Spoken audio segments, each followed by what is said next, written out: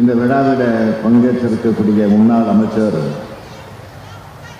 திரு பழனியப்பன் அவர்களே, முன்னாள் சட்டமன்ற உறுப்பினர் தடங்கம் சுப்பிரமணியம் அவர்களே,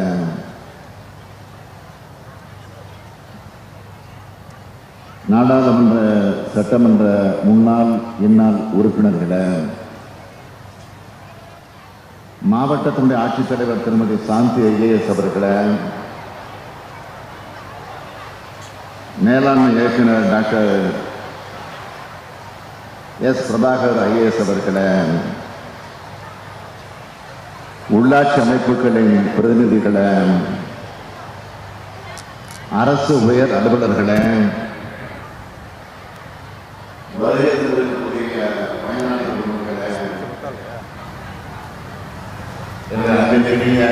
தாய்மார்களே, மகளிர் சுய உதவி குழுவை சார்ந்திருக்கக்கூடிய என் பாசமிகு சகோதரிகளே, வருகை தந்திருக்கக்கூடிய பத்திரிகை மற்றும் ஊடகத்துறையை சார்ந்திருக்கக்கூடிய நண்பர்களே, உங்கள் அனைவருக்கும் என்னுடைய அன்பான வணக்கம். சேலம், தருமபுரி, கிருஷ்ணகிரின்னு 3 மாவட்டங்களுக்கான முத்தான விழா இது. முத்துக்கள் 3ன்னு சொல்லக்கூடிய வகையில் நேரு, பன்னீர்செல்வம், சக்கரபாணி ஆகியோரது செயல்பாடுகள் இதில் அடங்கியிருக்கு. இவங்களோட செயல்பாடுகளால் இந்த மாவட்டங்களோட மக்களுடைய அன்புக்கு அவங்க சொந்தமாக்கிட்டாங்க. கட்சி பணியாக இருந்தாலும் ஆட்சி பணியாக இருந்தாலும் அதே வேகத்தோடவும் விவேகத்தோடவும் செஞ்சு முடிச்சு காட்டக்கூடிய ஆற்றல்,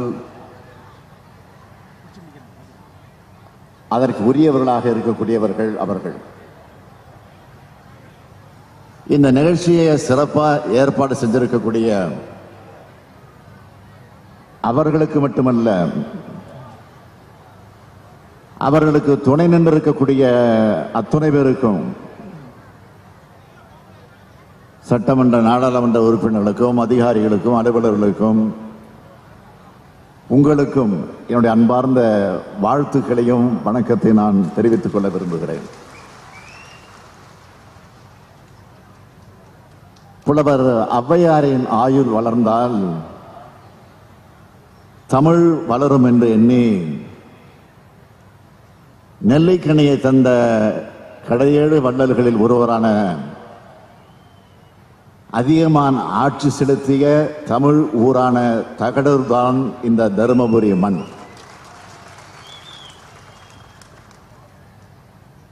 தருமபுரின்னு சொன்னதும் என்னுடைய நினைவுக்கு வருவது ஒகேனக்கல். 1928 கோடி ரூபாயில உருவாக்கப்பட்ட ஒகேனக்கல் கூட்டுக்குடிநீர் திட்டத்துக்கு 2008ஆம் ஆண்டு உள்ளாட்சித்துறை அமைச்சராக நான் ஜப்பான் நாட்டிற்கு சென்று நிதி வசதிகளையும் திட்டமிடுதல்களையும் செஞ்சேன். முதலமைச்சர் கலைஞர் அவர்கள் அந்த திட்டத்தை அன்றைக்கு தொடங்கி வச்சார்.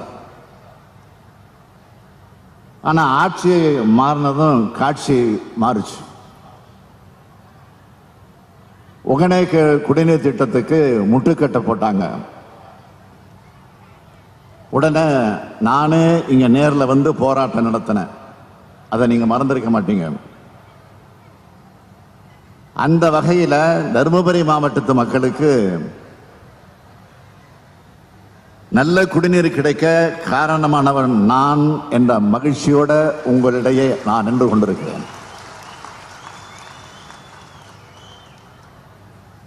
ஔவையின் வரலாற்றில் தருமபுரிக்கு எப்படி பங்கு இருக்கோ அதே மாதிரி தமிழ்நாட்டு மகளிர் முன்னேற்றத்திலையும் தருமபுரிக்கு முக்கிய பங்கு உண்டு. 1989 இதே தருமபுரியில தான் மகளிர் சுய உதவி குழுக்கள் என்ற அமைப்பை தமிழின தலைவர் கலைஞர் அவர்கள் தொடங்கி வச்சார். அவர் பேரால ஏராளமான மகளிர் வாழ்வில் மகிழ்ச்சியை உருவாக்கி இருக்கு. கலைஞர் மகளிர் உரிமை திட்டத்தில் விண்ணப்பிக்கிற முகாமும் இங்கதான் கடந்த ஆண்டு தொடங்கப்பட்டுச்சு. இந்த 2 திட்டங்களும் மகளிர் வாழ்வில் ஒளி விளக்கா திகழ்ந்து கொண்டிருக்கு. பெண்களுக்கு சொத்துல சமபங்கு என்ற சட்டம் அதை ஏற்றினவர் தலைவர் கலைஞர் அவர்கள். இது பெண்ணினத்திற்கு திராவிட முன்னேற்ற கழக ஆட்சி வழங்கின மாபெரும் அதிகார கூட. அதன் அடுத்த கட்டம்தான் கலைஞர் மகளிர் உரிமை திட்டம். உரிமை தொகையை வழங்கலாம்னு தேர்தலில் சொன்னோம். அதை நிறைவேற்றி காட்டியிருக்கோம். செய்திகளை உடனுக்குடனும் துல்லியமாகவும் தெரிந்து கொள்ள சப்ஸ்கிரைப் பண்ணுங்க.